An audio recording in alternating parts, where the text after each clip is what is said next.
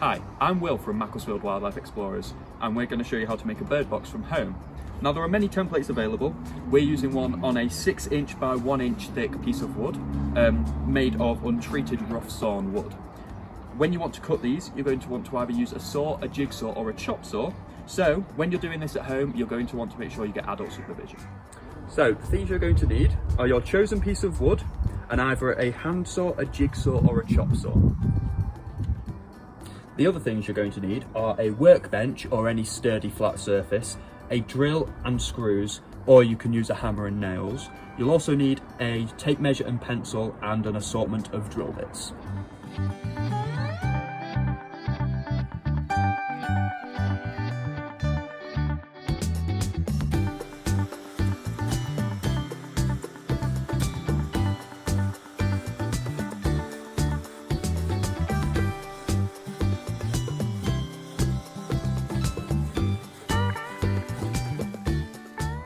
Make sure when you're using a drill that the chuck of the drill is tightened up properly each time you change a drill bit. Also, a drill has 2 speeds and it's always better to use the correct one. The slow speed is for putting screws in, and the faster speed for drilling holes. You can then start putting the parts of the box together, and a good idea is to use a small drill bit to make pilot holes, as this makes using the screws or nails easier.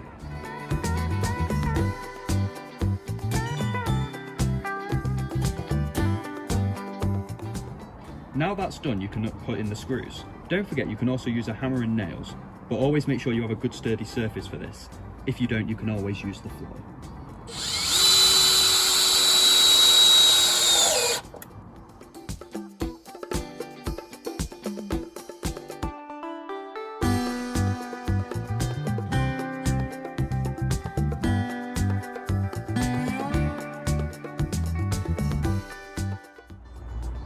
As you can see, this box has a small hole in the front.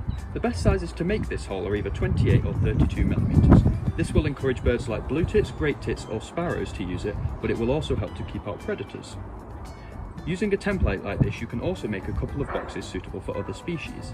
If you leave a postbox style slot at the top, about 40mm down from the lid, it can encourage birds like redstarts to use them. And if you leave a large opening, this will hopefully mean a robin will take up residence in your box. One other thing to remember is to drill some larger holes in the bottom to allow any water that gets in to run out.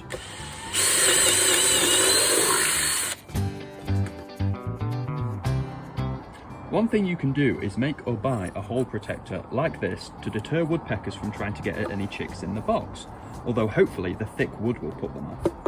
To secure the lid, you can put a small bit of wood at the back of the box and either then screw the lid through into the front or use 3 small screws put into a triangle shape on the side and use wire around these to secure the top. Lastly, your box is ready to be given a couple of coats of wood preservative. Try to use a water-based one, and a good tip is if the tub says to clean your brushes in water after you are finished, then it is a good one to use. Once the box is dry, it's ready to be put up. It can be put up at any time of year, so long as you do it up high, where the cats can't get at it, and it's out of direct sunlight. Hopefully we get chicks in these boxes next year, but they may also be used as a roost for any birds in the winter. If it's used, try to clean it out around Christmas, as that's when it's in least use. Hope you've enjoyed the video.